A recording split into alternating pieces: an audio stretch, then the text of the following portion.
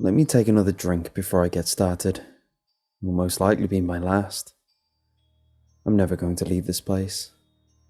I've been in this room for hours typing this story, and I need it to be told.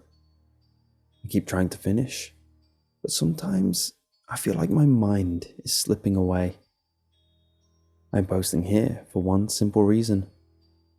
I do not have access to a phone, social media, or any site to ask for help. I cannot trust anyone here. They're going to kill me. I will start from the beginning. The first time I had ever heard of the Lionheart Chateau. My wife convinced me to come home early from work, eager to share some exciting news. She was beaming when I entered the front door and handed me a pamphlet. She went on to explain that a few months ago she had entered a contest and won an all-inclusive weekend at a luxurious bed and breakfast, boasting about how they do not market like other businesses, no website, billboards, signs or commercials. Free and all-inclusive was all I needed to hear.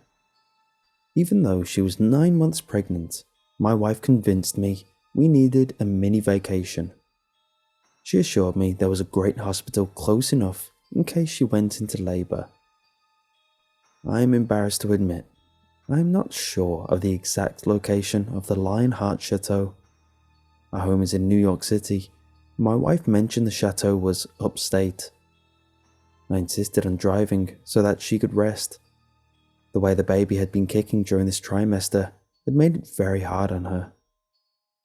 I woke her up just as we were pulling up to the large colonial building buried deep within the woods. That part I remember distinctly. The drive, the long winding road that led us there. But the rest of the journey feels like a dream. I need to finish the details that I can recall.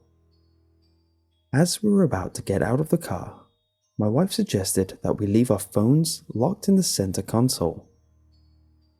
I laughed at first, but then I saw how serious she was. I have always been bad about my phone.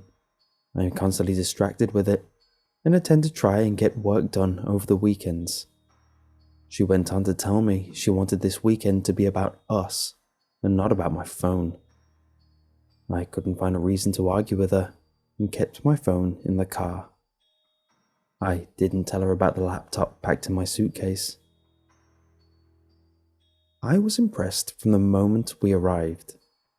The building itself was beautiful, a massive mansion fit for the elite. The staff was courteous, racing up to our car to help us right away. The weekend was truly about my wife and I, and we were the only customers in the entire chateau. The staff catered to our every need. I almost felt like I was on a luxury cruise. I had little to complain about, and I honestly was enjoying myself. The first oddity occurred on Saturday evening. My wife retired to bed early, and I decided to head to the bar. Every staff member I encountered said the same thing. "We are truly blessed to have you and your wife in our presence." What I think I found odd is how they said it. I worked retail jobs in the past, but these people were ecstatic that we were here. Each compliment felt genuine, like we were royalty, and they had waited their entire lives to meet us. Everywhere I went, I felt their eyes on me, always smiling and ready to serve.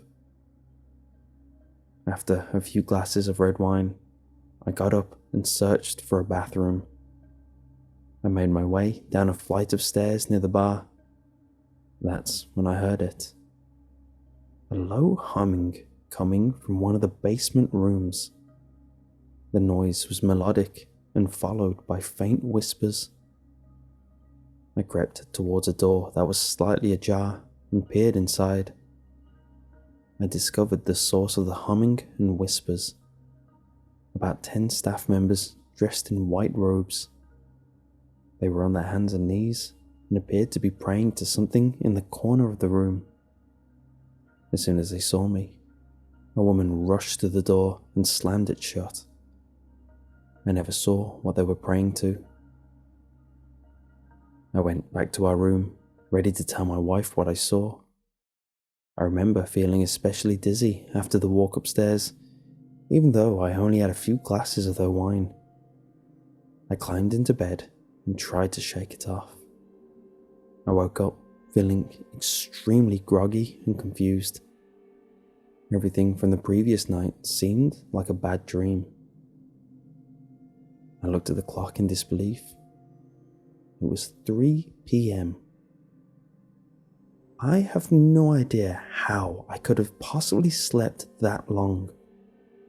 Even more concerning, my wife was not in the room. Although she's never happy when I oversleep, she always wakes me up.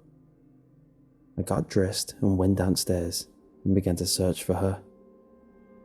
Not only could I not find my wife, I couldn't find anyone. I was completely alone. The halls of the chateau suddenly didn't feel so inviting. I decided to head outside to search the grounds and grab my phone out of the car. That's when I discovered all the doors had been chained and locked shut. All of the windows in the chateau were either too small to fit through or too high to reach. It was like everything and everyone had simply vanished. I was starting to panic when I realized I'd yet to search the basement. As I raced down the flight of stairs, adrenaline raced through me. I heard a noise that I feared most, the sound of my wife screaming. I sprinted to the same door where the staff was worshipping last night, and her cries of pain grew louder.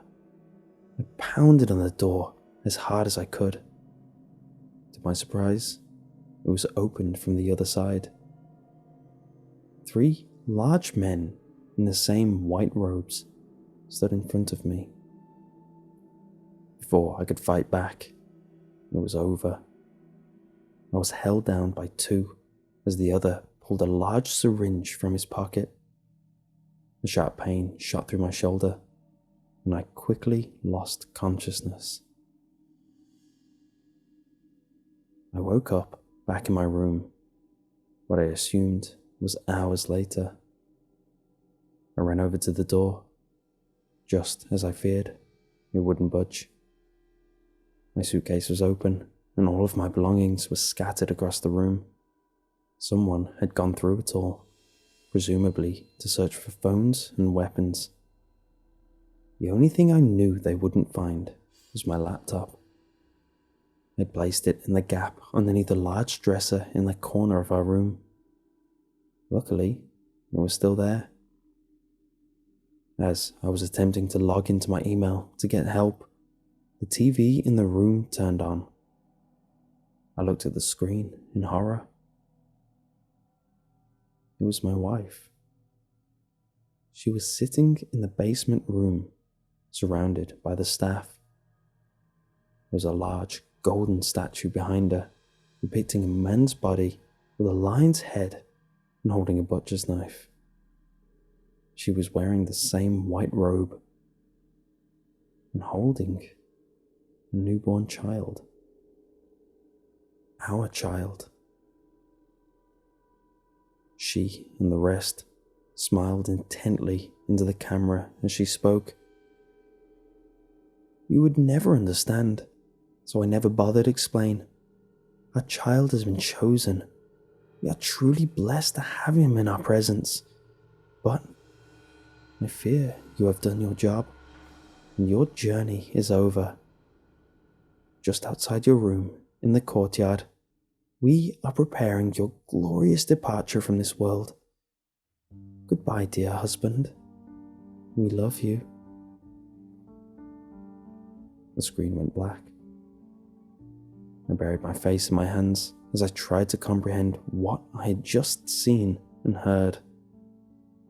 I remembered what she told me, and I ran to the window to look outside into the courtyard. I saw them all, dozens of them, all in white robes, building what I can only describe as a funeral pyre. I'm certain it's prepared for me. I'm sending this out to the world. I hope that it is received somewhere out there.